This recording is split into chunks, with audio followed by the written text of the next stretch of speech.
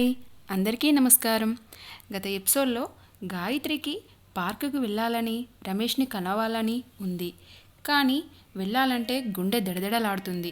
తను అతనితో పార్కులో ఉండగా నాన్న చూసినా, అన్నయ్య చూసినా, తన ఫ్రెండ్స్ ఎవరన్నా చూసినా, ఇంటి చుట్టుపక్కల వాళ్ళు చూసినా జరగబోయే బీభత్సం తలుచుకుంటే వణుకు పుడుతుంది. ఇక సాయంత్రం వెళ్ళడానికి నిశ్చయించుకుంది. ఇక ఈరోజు ఎపిసోడ్లో సాయంత్రం 5 గంటలు Ramesh bike lower tank Kund రోడ్లో ఉన్న ఇందిరా పార్క్ గేటు ముందు ఆగింది. బైక్ మీదనే కూర్చొని గాయత్రి వచ్చిందేమో అన్నట్టు అటూ ఇటూ చూస్తూ కూర్చున్నాడు. కొద్దిసేపు ఎవరో ఆడామొగ పెద్దవాళ్ళు వాకింగ్ కోసం కాబోలు లోపలికి వెళ్తున్నారు. గాయత్రి వస్తున్న జాడే కనిపించలేదు. బైకు ఓ పక్కగా పార్క్ చేసి కౌంటర్లో 5 రూపాయలు ఇచ్చి టికెట్ కొనుక్కొని లోపలికి నడిచాడు. అటూ ఇటూ పరికరించి చూస్తూ గేటు పక్కనే ఉన్న రాళ్ల మీద నుంచి మెల్లిగా ముందుకు నడవసాగాడు. గాయత్రి తప్పకుండా వస్తుందని అతనికి బలంగా అనిపిస్తుంది. రోజు ఇంట్లో నుంచి కాలేజీకి బయలుదేరుతూ తన కోసం ఆమె విశాలమైన కళ్ళు అటు ఇటు తిప్పుతూ చూడడం, తనని చూడగానే సిగ్గుతో తల వంచుకొని నడకలో వేగం తగ్గించడం రోజు అబ్జర్వ్ చేస్తున్నాడు. ఉదయం తను మాట్లాడుతుంటే ఆమె చెక్కిళ్ళ మీద సిగ్గు, కళ్ళల్లో వెలుగు కూడా పనికట్టాడు. దాంతో అతనికి బాగా హుషారు వచ్చింది. ఆ హుషారుతోటి పార్కుకి రమ్మని అడిగేశాడు. ఆమె వస్తాను రాను అని ఖచ్చితంగా చెప్పకపోయినా ఆమె వస్తుందన్న నమ్మకంతో అతను నేరుగా పార్కుకి వచ్చాడు. రమేష్ తండ్రి గంగరాజ్కి ఒక పాన్ షాప్ ఉంది. రమేష్ కాక మరో 2 కొడుకులు ఉన్నారు. పెద్దవాడు 3 ఏళ్ల క్రితమే దుబాయ్ వెళ్ళాడు. రెండోవాడు డిగ్రీ పాస్ అయి ఒక ప్రైవేట్ కంపెనీలో చేస్తున్నాడు. వాడికి 6-7 వేలు వస్తుంది. తండ్రికి పాన్ షాప్ మీద నెలకు అద్దె పోగా ఒక 12,000 మిగులుతుంది. సిగరెట్లు, పాన్, సిమ్ కార్డ్ రీఛార్జ్ మొదలైనవి చేస్తాడు. రమేష్ మూడోవాడు. 10థ్లో 4 సార్లు ఫెయిల్ అయి అతి కష్టం మీద పాస్ అయ్యాడు. పాలిటెక్నిక్లో చేర్చాడు గంగరాజు. కానీ కాలేజ్కి తక్కువ, ఊరి మీద బలాదూరు ఎక్కువ తిరుగుతాడు. అదే కాలనీలో ఉంటున్న కోటేశ్వరరావుతో గంగరాజుకు మంచి స్నేహం ఉంది. గంగరాజే కాదు, ఆ కాలనీలో ఉన్న మిగతా కుటుంబాల వాళ్ళకి కూడా కోటేశ్వరరావు అన్న, ఆయన భార్య అన్నపూర్ణ అన్న ఎంతో గౌరవం. గంగరాజు భార్య అప్పుడప్పుడు వాళ్ళ ఇంటికి వెళ్ళి అన్నపూర్ణకి ఏదో ఒక సహాయం చేస్తూ ఉంటుంది. ఇరు కుటుంబాల మధ్య గౌరవనీయమైన స్నేహం ఉంది. గాయత్రి ఆడపిల్ల కావడం, కార్తికేయ ఎవరితో ఎక్కువగా మాట్లాడకపోవడం వల్ల పిల్లల మధ్య మాత్రం అంతగా స్నేహం ఏర్పడలేదు. అయితే ఇటీవలే గాయత్రిలో వచ్చిన మార్పులు, కనిపించే అందాలు రమేష్ దృష్టిలో పడ్డాయి. ఎప్పుడూ లేని ఆలోచనలు రమేష్లో కొత్తగా ఏర్పడసాగాయి. ఫలితంగా ఆమెను ఆకర్షించే ప్రయత్నాలు మొదలుపెట్టాడు. అందుకు కారణం రమేష్ కూడా బాలుడు నుంచి యువకుడిగా ఎదగడం కావచ్చు. యవ్వనం ప్రారంభమవుతున్న తొలి రోజుల్లో యువతీ యువకుల మధ్య ఏర్పడే ఆకర్షణ ప్రేమేనా అనేది ఎవరికీ తెలియదు. రమేష్కి కూడా తన మనసులో గాయత్రి పట్ల కలిగిన భావానికి ఏం పేరు పెట్టాలో ఇంకా ఇదమిద్దంగా తెలియదు. కానీ ఆమెతో ఒంటరిగా కాసేపు గడపాలన్న కోరిక మొదలై ఈ మధ్య తీవ్రమైంది. అందుకే వారం క్రితమే పార్కుకి రమ్మని అడగాలని నిర్ణయించుకున్నాడు. కానీ గాయత్రి వెనకాలే 2-3 సార్లు వాళ్ళ అన్నయ్య కూడా బయటికి రావడంతో ధైర్యం చేయలేకపోయాడు. ఇవాళ వచ్చిన అవకాశం ఉపయోగించుకున్నాడు. కాబట్టి తప్పకుండా గాయత్రి వస్తుందనే సాయంత్రం దాకా బలాదూర్ తిరిగి సరిగ్గా కాలేజ్ వదిలే వేళకి పార్క్ దగ్గరికి వచ్చాడు. రమేష్కి చదివే కాదు, అందం కూడా పెద్దగా లేదు. కానీ షోక్గా తయారవ్వడం వచ్చు. గాలికి క్రాఫ్ చెరిగిందేమో అని ఒకసారి ప్యాంట్ జేబులో నుంచి చిన్న దువ్వెన తీసుకొని దువ్వుకున్నాడు. తిరిగి దువ్వెన జేబులో పెట్టుకొని గేట్ వైపు చూడసాగాడు. గాయత్రి కాలేజ్ నుంచి 4ంటికి ఇంటికి వచ్చింది. పుస్తకాలు, బ్యాగ్ గదిలో మంచం మీద పడేసి గాబరాగా అటూ ఇటూ తిరగసాగింది. రమేష్ పార్క్కి రమ్మన్నాడు. వెళ్ళాలని ఉంది. వెళ్తే ఏం జరుగుతుందో అనే భయం. అసలు ఒకసారి కాలేజ్ నుంచి ఇంటికి వచ్చాక మళ్ళీ బయటికి వెళ్ళాలంటే బోలెడన్ని ఆంక్షలు. ఎందుకు, ఎక్కడికి లాంటి 100 ప్రశ్నలు. అవన్నిటినీ ఎదుర్కొనే ధైర్యం కూడా లేదు. కానీ వెళ్ళాలన్న కోరిక ముందు చిన్నగా ప్రారంభమయ్యి క్రమంగా బలపడసాగింది. గబగబా వెళ్ళి మొహం కడుక్కుంది. జాగ్రత్తగా శ్రద్ధగా తయారయ్యింది. జడ వేసుకొని పెరట్లో పూచిన గులాబీ తెంపి పెట్టుకుంది. లేత పసుపు రంగు చీర తీసుకుంది.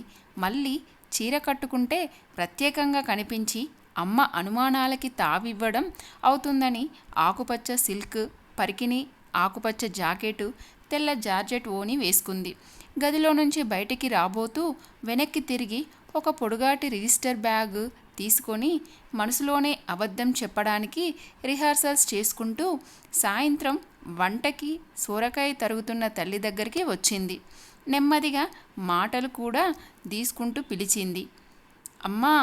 ఇక అన్నపూర్ణ తలెత్తి కూతుర్ని చూసి బ్రుకటి ముడిస్తూ అడిగింది, ఎక్కడికి తయారు? గాయత్రి స్వరంలో వణుకు తెలియకుండా జాగ్రత్త పడుతూ, మరి అపర్ణ వాళ్ళింటికి వెళ్ళాలి. ఇద్దరం కలిసి నోట్స్ ప్రిపేర్ చేసుకోవాలి. గంటలో వచ్చేస్తా గబగబా చెప్పేసింది. దాన్నే రమ్మనకపోయావా? నాన్నగారు వచ్చే టైం అయింది, తిడతారేమో అంది ఆవిడ. గాయత్రికి చిరాకేసింది. పాపం దాన్ని మాత్రం వాళ్ళ నాన్న తిట్టడా అనుకుంటూ, లేదమ్మా, మెటీరియల్ దాని దగ్గర ఉంది, త్వరగా వచ్చేస్తా అంది. ఆవిడ అయిష్టంగానే, సరే త్వరగా రా, వాళ్ళ నాన్నగారిని దిగబెట్టమను అంది. ఒక్క క్షణం ఆలస్యం చేసినా ఆవిడ మూడు మారిపోతుందేమో అన్నట్టు అలాగే అంటూ వేగంగా బయటికి వచ్చేసింది.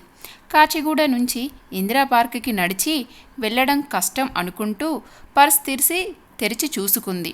అమ్మయ్య, పర్లేదు, 200 చిల్లర ఉంది. అడపాదడపా నాన్న ఖర్చులకిచ్చిన డబ్బు దాచుకొని లిప్స్టిక్, నెయిల్ పాలిష్ కొనుక్కుంటుంది.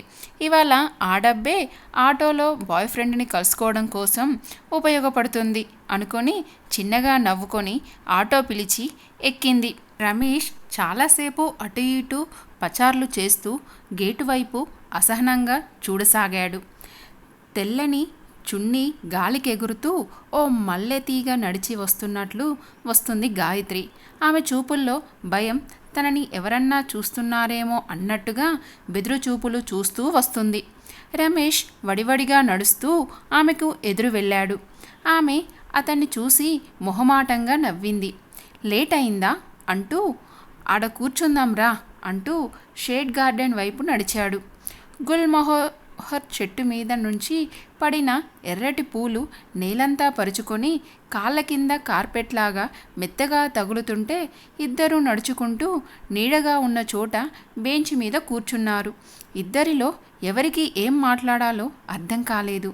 గాయత్రి వంగి కింద రాలిన పూలు ఏరసాగింది. అతను చూస్తూ కూర్చున్నాడు. అప్పుడే వాకింగ్ ముగించుకొని వాళ్ళకి కొంచెం దూరంలో బెంచ్ మీద కూర్చున్న తేజ, శరణ్య దృష్టి రమేష్, గాయత్రిల మీద పడింది. తనకి కొంచెం ఎడంగా కూర్చున్న శరణ్య వైపు చూస్తూ అన్నాడు తేజ, వాళ్ళని చూడు, ఎంత చక్కగా హాయిగా కూర్చున్నారు. ప్రేమికులంటే అలా కూర్చోవాలి. శరణ్య నవ్వింది. వాళ్ళు ప్రేమికులు కాదు, ఇప్పుడే కలుసుకున్నారు. తేజ వింతగా చూశాడు ఆమె వైపు. ఎలా చెప్పగలవు? అనుభవంతో. నీకంత సీన్ లేదులే కానీ చెప్పు, ఎందుకలా అనుకుంటున్నావు? వాళ్ళిద్దరూ క్లోజ్గానే కూర్చున్నారుగా. ఆ అమ్మాయి మొహంలో భయం, బిడియం కనిపించడం లేదా? అతను కూడా పెద్దగా అనుభవం ఉన్న వాడిలా అనిపించడం లేదు. కూర్చున్న 5 నిమిషాలు అయింది. ఇద్దరిలో ఎవరూ మాట్లాడటం లేదు. తేజ వాళ్ళ వైపు ఆసక్తిగా చూశాడు. నిజంగానే గాయత్రి తల వంచుకొని పూలు లెక్కబెడుతూ కూర్చుంది. రమేష్ అటు ఇటు దిక్కులు చూస్తున్నాడు.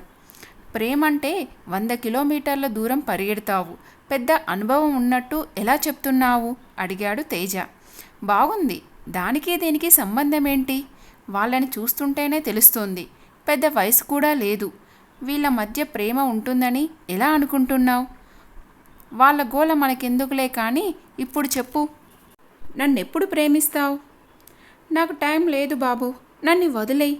2 చేతులు జోడించి దండం పెట్టింది. ఇలా అన్నావంటే ప్రేమ పెళ్ళి లేకుండానే ముసల్దానివి అవుతావు. అప్పుడు ఇంకా జీవితానికి అర్థమేముంది? నా జీవితానికి బోలెడు అర్థం ఉంది అంటూ బ్యాగ్లో నుంచి ఒక పుస్తకం తీసి అంది. నా జీవితం ఈ ప్రపంచంలో ఉన్న వింతలు విశేషాలు పరిశోధించడంలోనే ఉంది. ఇందులోనే నాకు ఆనందం తృప్తి అని పుస్తకాన్ని గుండెలకు హత్తుకుంది ప్రేమగా. ఆ పుస్తకం వైపు చూశాడు Teja. A forgotten empire, a contribution to the history of India. ఆమె వైపు చూపు తిప్పి కళ్ళల్లోకి చూస్తూ అన్నాడు. నేను కనీసం ఆ పుస్తకంగా అయినా పుట్టాను కాదు కాదా? అతని కళ్ళల్లోని చిలిపితనానికి నవ్విస్తూ, పుస్తకం పుట్టదు, మేధావుల చేత తయారు చేయబడుతుంది అంది. ఏవిటో శంకరశాస్త్రి గారి మాటల్లాగే నీ మాటలు అర్థం కావు అన్నాడు. అర్థం కాకపోతే కష్టపడకుండా వాళ్ళని చూడు, వాళ్ళిద్దరూ ఎక్కువ కాలం ప్రేమించుకోరు అంది శరణ్య. ఎందుకు తల్లి అలా శపిస్తావు? పాపం అందరూ నీలా సన్యాసులుగా కావాలా అంది. అది కాదు తేజ, వీలైనంత త్వరగా పెళ్లి చేసుకుంటారు. ఆశ్చర్యంగా చూశాడు తేజ. ఏంటి నీకు అస్ట్రాలజీ ప్రయోగం వాళ్ళ మీద అన్నాడు. కాదు, ఆ అమ్మాయిని చూడు, చాలా ట్రెడిషనల్ ఫ్యామిలీ నుంచి వచ్చినట్టు లేదు. ఇలాంటి అమ్మాయి వాడి కోసం రోజు ఇంట్లో అబద్ధం చెప్పి పార్కుకి వచ్చేంత సీన్ ఉన్నట్టు అనిపించడం లేదు. అందుకే త్వరగా పెళ్లి చేసుకోవచ్చు, లేక విడిపోవచ్చు. తేజ దండం పెడుతూ అన్నాడు. పద తల్లి, మనం ఇక్కడ నుంచి వెళ్ళిపోదాం. పాపం వాళ్ళని అలా వదిలేయ్ అంటూ లేచాడు. నాకెందుకో అలా వదిలేయాలని లేదు. ఇద్దరు రాంగ్ స్టెప్ వేస్తారేమోనని భయంగా ఉంది. మై గాడ్, ఊళ్ళో అందరినీ ఉద్ధరిస్తావా ఏంటి? పద, కాసేపు ఇక్కడే ఉంటే ఖచ్చితంగా వాళ్ళని విడగొట్టేస్తావు. నీకు ప్రేమంటేనే విరక్తి అనుకున్నా, ప్రేమికులంటే కూడా విరక్తి ద్వేషమా? అలాంటిదేం లేదు, కానీ ఆ అమ్మాయికి అబ్బాయికి అస్సలు సూట్ అవ్వలేదు అంది శరణ్య. లేక గబుక్కున లేచి శరణ్య చేయి పట్టుకొని లేవదీసి, పద, ప్రేమికుల రోజు వాళ్ళెవరో కనిపించినా వాళ్ళందరికీ పెళ్ళిళ్ళు చేసినట్టు నువ్వు కనిపించిన వాళ్ళందరినీ విడగొట్టేటట్టు ఉన్నావు అన్నాడు ముందుకు నడుస్తూ. శరణ్య నవ్వాపుకుంటూ అతన్ని అనుసరించింది. ఇదండి ఈరోజు ఎపిసోడ్.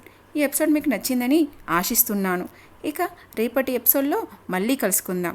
ఈ ఎపిసోడ్ కనుక మీకు నచ్చినట్లయితే లైక్ చేయండి అండ్ సబ్స్క్రైబ్ చేసుకోండి. బాయ్.